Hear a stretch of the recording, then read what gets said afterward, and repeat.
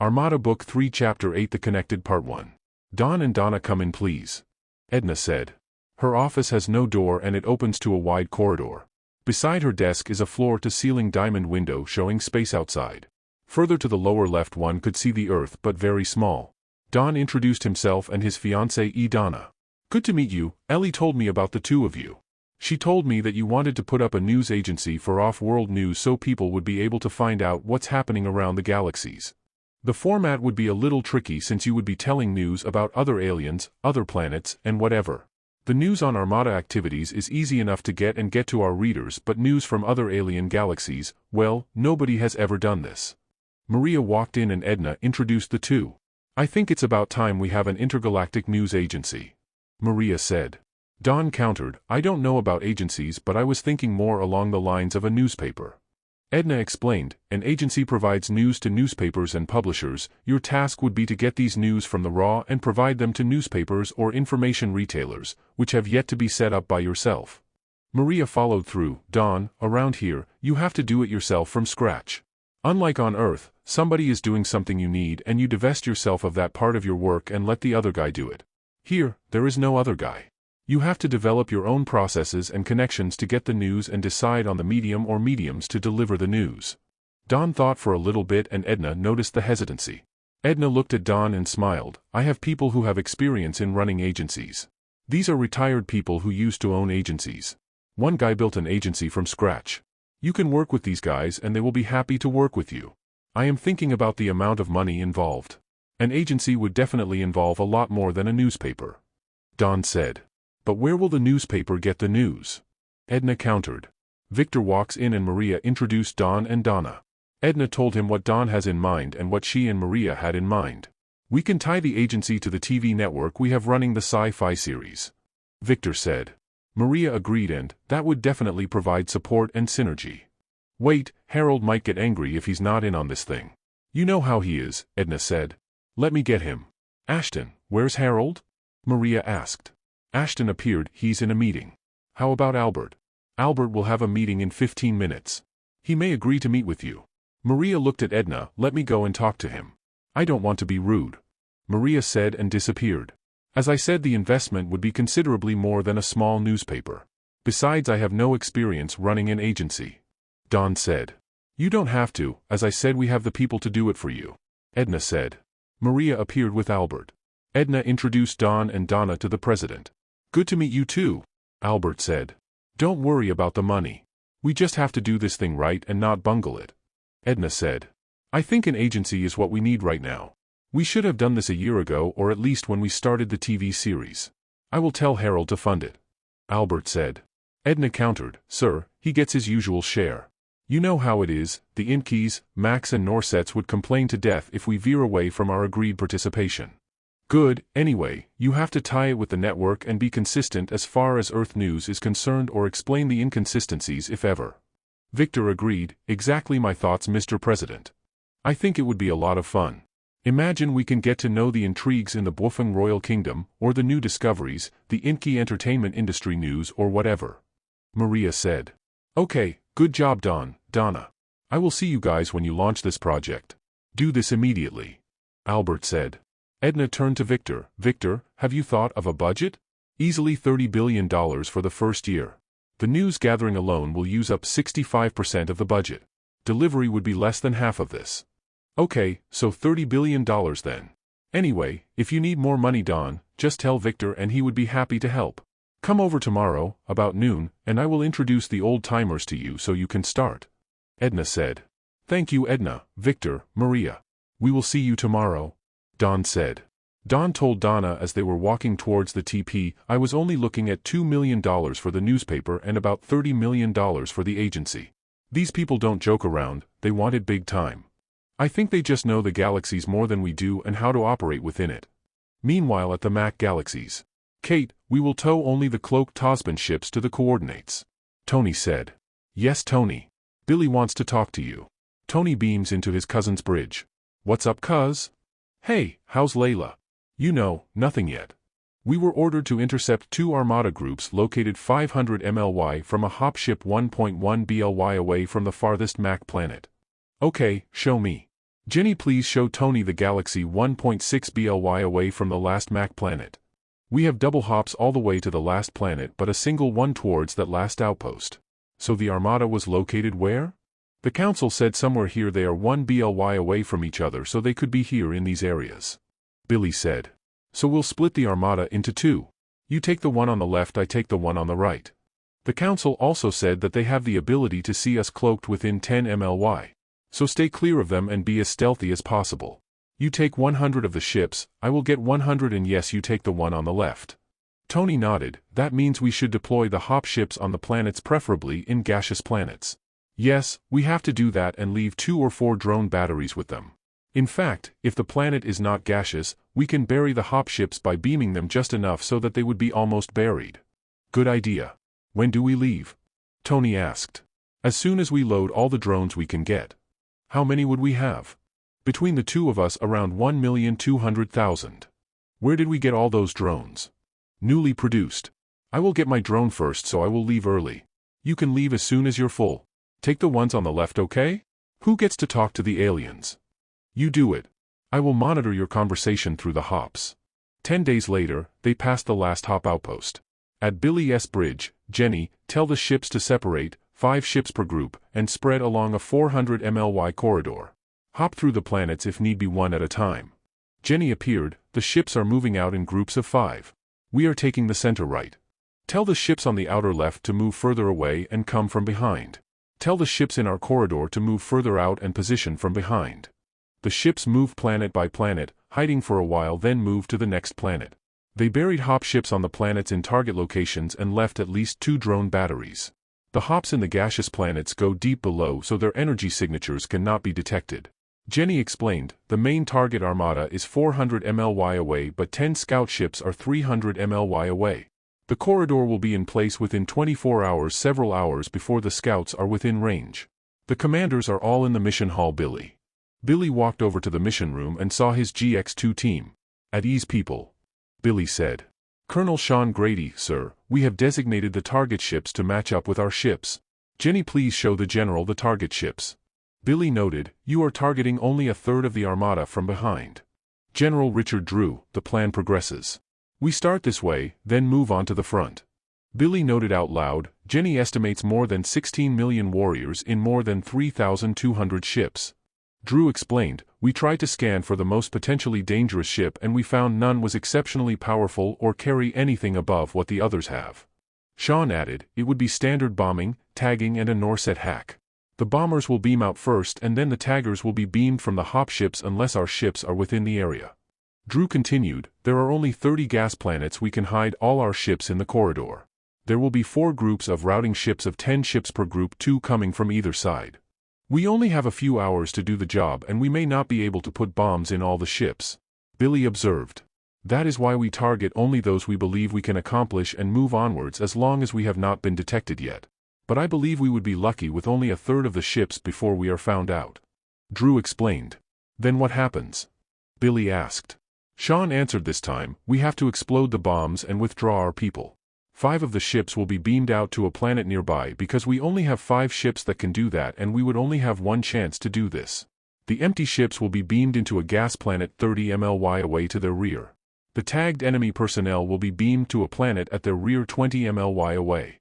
Colonel Rabina Perek added, sir, the drones will be launched and their target would be the ships that were not disabled.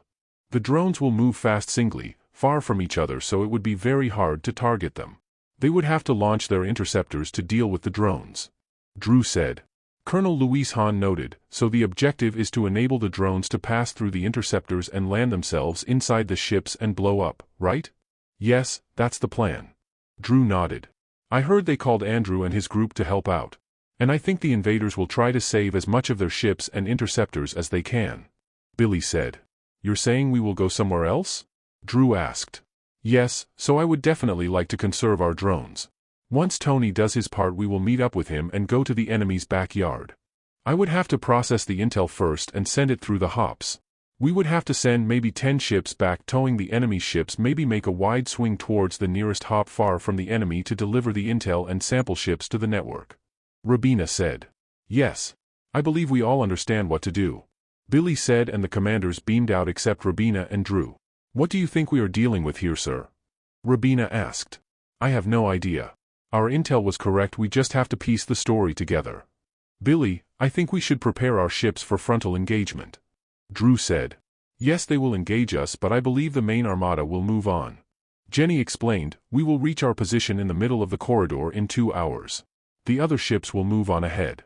Tell all the ships including the hop ships to power down once in position." Billy said. "I will go back to my ship and will be back before engagement gets underway, sir." Rabina said. "See you later, Rabina, sir." The two beamed out. The ships went to their positions hiding within the gas planets and powered down. Meanwhile at Tony's bridge, GX5 or what's left of it after the reorganization has gathered in the bridge. "So how do we do this?" Tony asked the team. General Mila Bond started. "Tony, we can create several layers of gauntlet net like this, growing larger as we go further out." Colonel Bill Reel added, "But we will have to designate the target ships. Bombers beam out first, then taggers and hackers. So as they pass through the first gauntlet layer, our people all beam in and do their work." "I do not believe we would be able to bomb all the ships," Tony said. "We assumed that too. So the second and third layers have the drones. We will deploy the hops and bury them in the planets with the drones," Mila said. Colonel Michael Mick explained, "The idea here is to target the main ships. So the drones would have to get through and explode in the ships. And we would engage them in the second and third gauntlet?" Tony asked. "Yes, at the third gauntlet layer, but they will probably avoid us. They would send a group to intercept us so the main armada can proceed. Maybe you're looking at 200 or so ships," Mila said. Mick added, "There would be 4 groups of routing ships of 10 each in a group. They will crisscross the battlefield while making sure nobody gets out and attacking the enemy from their flanks. Then the other ships will move in pincer style with ships in delta formation in the middle."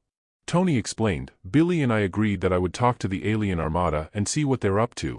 Kate, are you able to monitor Billy's movement?" "Yes, and he is able to see ours as well." "That means he will be waiting for your move, Tony," Mila said. "Kate, try to look for the lead ship early on so we can talk to them. Mila, be here when we talk to them," Tony said. "When they start shooting, the other armada will be alerted," Mila said. "They are monitoring our movements," Kate said. "Well, if I know my cousin Billy, we may have to meet with him after the engagement.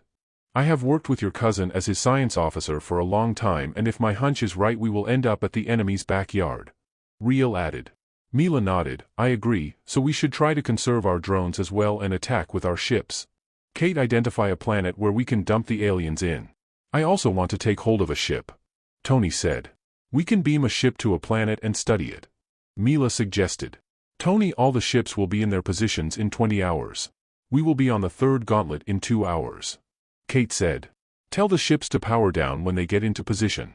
Mila, remember to accompany me when I make contact."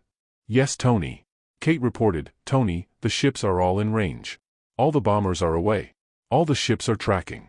You don't have to power up anything to show me. Just tell me," Tony said. Kate added, "The taggers have started to go. The Norsets are out." After a while, Kate noted, "A Mac bomber sensed the presence of a Mac on board. Kate, have you found a planet that we can beam one of their disabled ships into?" "Yes, the nearest ideal one would be 40 MLY away. Tell the ships to be prepared to beam out once the alarm is sounded." Several minutes passed, almost 30 minutes passed. "Mila beamed in," Kate reported. "The bombers have moved to the second batch of ships. The taggers will be done in 2 minutes, most have gone back." Another 30 minutes passed and no sign of alarm. "Kate, how many ships have been bombed?" 650 so far. "Let's move closer and see how they see us. We are the only ship that will make contact. Tell the commanders to hide. We are already 50 MLY away and they still cannot see us. The language translators are on the console on your left. Tony, all the taggers have returned and are not deploying unless you order them to." "No, make sure all have returned," Tony said. Kate noted, "At 40 MLY away, I believe they can see us already. Beam us to the bridge," Tony said. Tony and Mila beamed into the bridge of the lead vessel as holograms. "Greetings, my name is Tony and this is Mila. You are approaching our galaxies. Who are you and why are you in our galaxies?" The aliens on the bridge drew their weapons and fired at their holograms. They stopped immediately when they realized they were only holograms. "We are Bourbons and we are on our way to visit the Maquis galaxies. You have a Maquis with you. I would like to talk to him, please," Tony said. "He cannot talk to you at the moment. I can wait." Who am I speaking to? Tony asked. My name is Potalnik. I am the commander of this armada. The Maquis does not want to talk to you. Can you show him to me? Tony asked. No, he does not want to be disturbed. Potalnik said. All the people in the bridge have been tagged. The bombers are done. The Macs are still tagging the crew. The Mac is connected to their ship via a headset and an implant into the spine. Kate tells Tony through his implant. I can see your ship 30 mly away. Potalnik said and signaled something to his commander. They are moving into our direction. They will be in firing range in 10 minutes. Kate said. You are sending your ships to our direction. Mila exclaimed. Yes, prepare to engage. Potalnik said. We do not want to engage. Tony said. Mila whispered to Tony, they must cloak in order to engage a cloaked enemy. Too bad, but consider this your first lesson. All ships cloak now. Potalnik said. Well, Mila, I guess you're right. Kate reported, the ships are within firing range. They are powering up. They will fire at us in 10 seconds. More than 20 ships cloaked and started firing at Tony's ships. Why are you shooting at my ships, Potalnik? Kate, make sure all our people have returned. Tony said. You are Inky. You are friends of the Maquis. Potalnik said. Beam these people in the bridge in time boxes. Tony said. They are all in the time boxes. The alien ships are sounding the alarm. All their shields are up. I beamed the connected Mac to the medic hall. The tagging is not complete. We will continue to beam the tagged crew to the holding planet. Kate said. Tony and Mila walked to the hangar. Hello, Potalnik. You were going to shoot us down. Why? Kate released Potalnik's head. You are Inky, friends of the Maquis. We will deal with you after we take over the Maquis. So just wait. We are not Inky, we are Max, only taller. Tony explained. Then we will kill you all. Potalnik shouted. That's not good, Potalnik. You come all this way to attack us, Max? Mila asked. Max have no armies. You must be Inkys. I will ask that you return to your galaxies or we will destroy all your ships and we will go to your planet and make sure you will never go out of your galaxies again. You must be joking. How can I be joking when you're all frozen in time? Tony said calmly. Kate reported, the other ships will fire in 10 seconds. Shields up. Start blowing their ships. Send out the drones and tell the Norsets to take out as many ships as they can, Tony said. Several ships have fired at our ships. Kate said. All our ships are mobilizing to attack the main ships. Mila said. Their interceptors are out to meet our drones. Kate said. Can we beam a bomb into their engine rooms, Kate? Mila asked. Not when their shield are still strong. Then let's weaken them. Tell the ships to commence firing when they get in range. Potalnik, wait here, I will be back for you. That cannot be. Potalnik said. Kate frees his head. Tony said. Mila beamed back to her ship and Tony beamed back to the bridge. At the bridge the floating screens showed thousands of drones attacking the enemy interceptors and some find their way into the ships and exploded. Kate stood beside Tony's chair. The main armada is moving out. Mila and her ships are engaging the enemy. Tony could see Mila's group moving from above while Riel's team moving from the left of the enemy ships. Further out, the other ships are closing in. It was a 2-to-1 match. Enemy ship within our range, Tony. Do you want me to commence firing? Kate asked. Yes, all batteries please. Tony could see the ship blow up in front of him. Take that ship on the left with the less drones attacking it. Moving into position. Kate said. Tony felt shots hit his stern but no damage. He felt Kate moving fast, then a shot hit his starboard side. Firing all batteries. Shields at 90%. Tony could see the ship on the left explode at its midsection. Mila's ship has 60% shield. Kate reported. Move in to assist her. Tony said. 3 of the ships in Tony's group started firing at Mila's attackers. Kate started firing. One enemy ship blows up, its port side and its top was blown off. Mila was engaging 2 enemy ships bow to bow and in a flash the enemy ships were destroyed, their bows top front blown off. 2 groups of 10 ships each were making a sweep of the enemy positions from their rear, one moving from the left to the right and the other from top to bottom. At their speed they could not be targeted by the enemy ships. The enemy ships were being blown up every few seconds by the ships and some by the drones' attacks. Tell the drones to concentrate on the small interceptors. Launch all our drones. Tony said. He realized the cleanup has begun. 4 ships are running away. Kate reported. Tell the 20 routing ships to chase and destroy them. Tony said. Kate, is Riel onto the captured ship already? He started when we beamed the ship to the planet. Meanwhile Billy was monitoring Tony's progress and since he did not have to talk he was able to bomb 810 ships. When Tony started firing, Billy set off all the bombs in the ships, disabling them. Then he set off the drone attacks with more than 100,000 drones attacking. Some came from the hop ships along the corridor. Some of Billy's ships took the rear position of the enemy armada and started to engage the enemy from behind the wall of drones. The ships were caught by surprise and most of them were not able to launch their interceptors. As the drones were engaging at the start of the corridor, the armada left 150 rear ships to protect their escape from the battlefield and to intercept Billy's ships so they can proceed. As they passed through the corridor, several ships and drones engaged them. There were several skirmishes all throughout the corridor. Once past their area of responsibility, Billy's ships turned to the rear ships engaging the Bourbon ships at the start of the corridor. Billy's flagship was in the middle of the corridor and before the ships passed he and his group of 10 ships began a routing maneuver cutting through the enemy tail fast while another group was cutting from the other side. In one run, they were able to destroy 2 ships due to the concentrated fire while the other group destroyed 3. Then they regrouped to head off the rear ships trailing behind. After Billy's routing maneuver 2 more groups did the same and destroyed 6 more ships in all. They regrouped and headed straight towards the 150 rear ships. Meanwhile Billy made a wide left swing and cut through the rear ships fast destroying 5 in one run while Drew, who was in the back end of the armada following the rear ships, was all over the enemy ships in more than 6 battle areas. As soon as Billy ended his run, the second routing group cut from the right at high speed cutting down 6 more ships. Then more of Billy's ships started attacking the rear ships as they moved through the corridor. The drones were also exploding in the ships. By the time the rear ships got to the middle of the corridor, they were almost decimated. The drones from the hop ships took out the last of the ships. "Jenny, tell the ships to pull back and the drones to clean up," Billy said. Tony appeared in Billy's bridge. "Are you done?" Billy asked. "Yes, we'll meet you at your end of your armada. Stay there. I see that you did not lose any ship but you lost 15,800 drones. Yeah, and you lost 19,300 drones. But I got more ships than you did." Tony laughed and disappeared. Billy told his ships to regroup at the end of the corridor. He also told them to pull back all the hop ships and drone batteries while waiting for Tony's group and leave a single hop line to maintain contact and any resupply needed.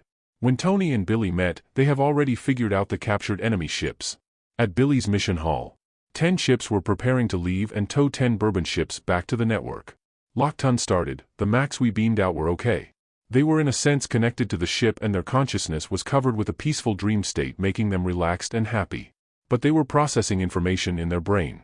It was a good thing they were not conscious because had they been conscious, they would have sensed the Mac bombers the moment they got near the ship."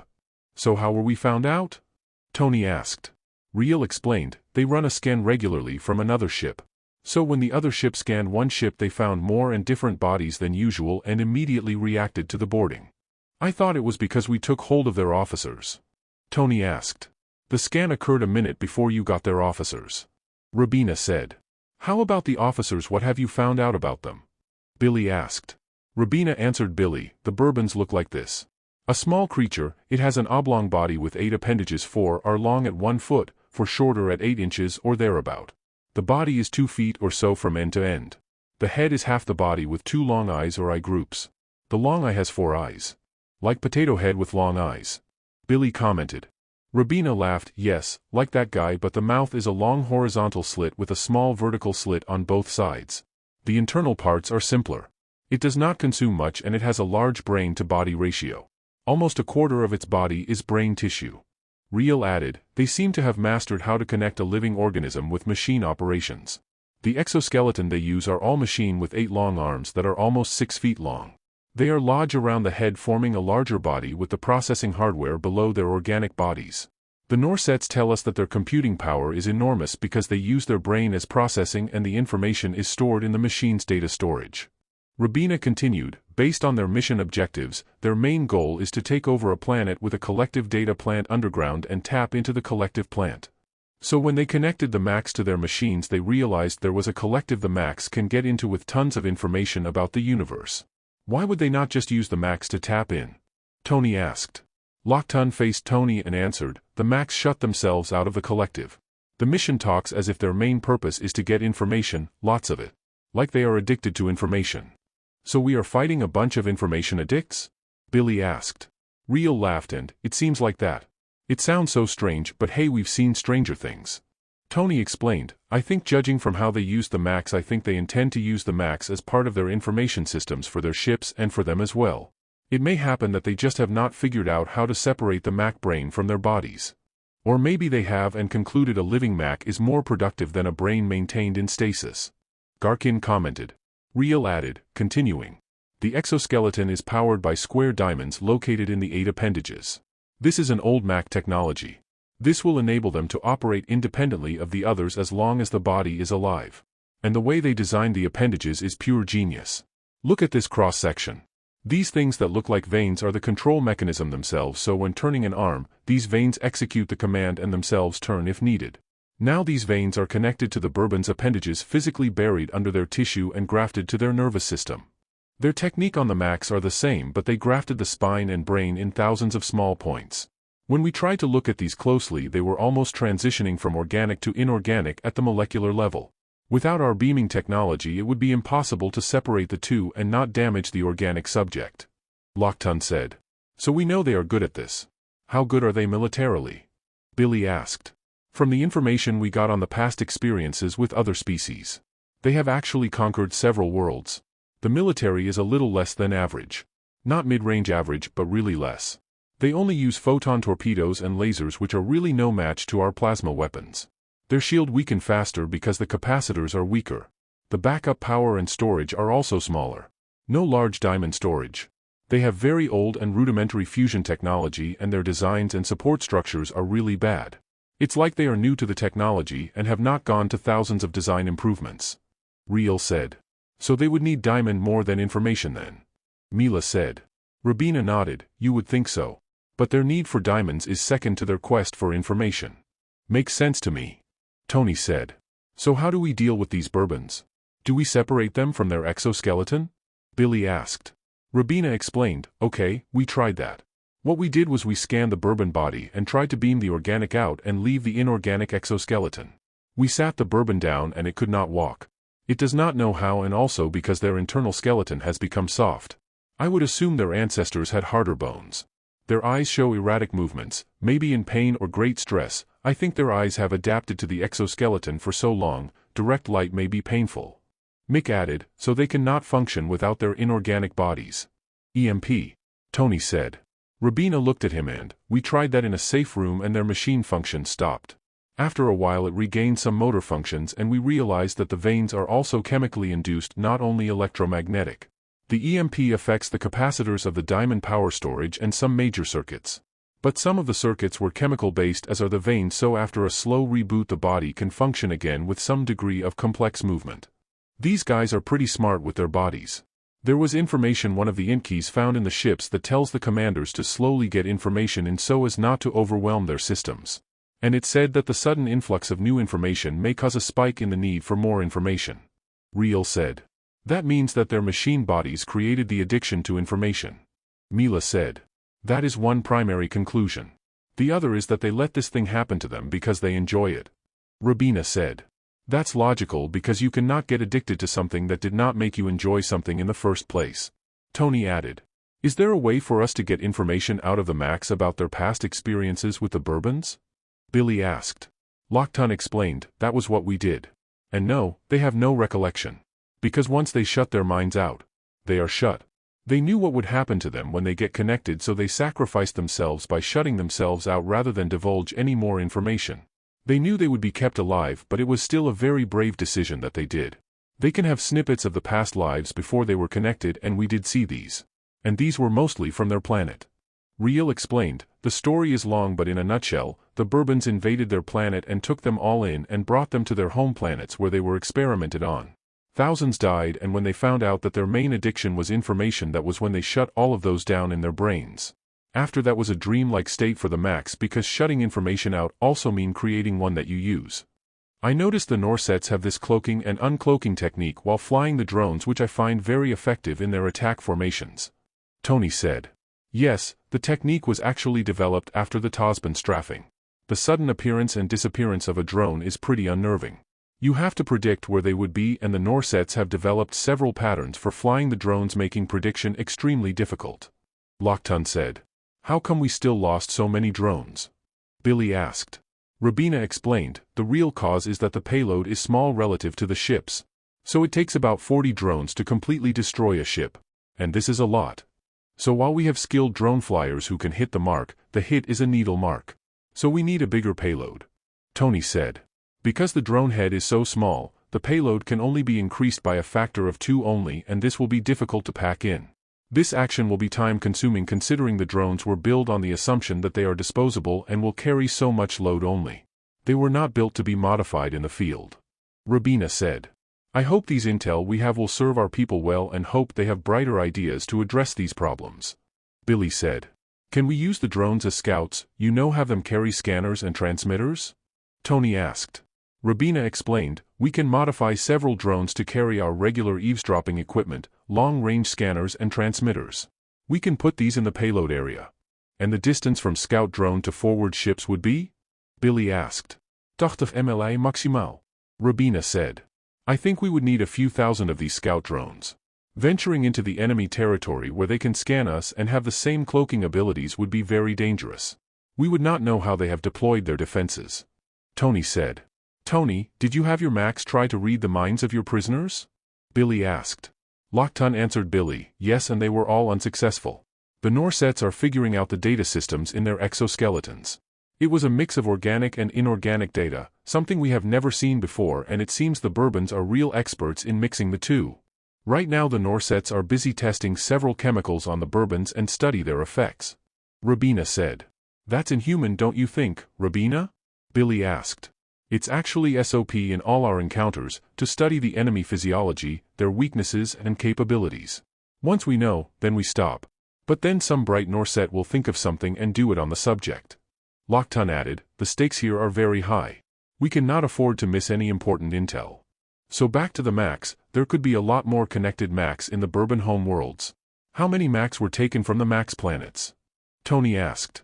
Garkin explained, no information, but if you can imagine that each of their ships has one, then easily thousands more.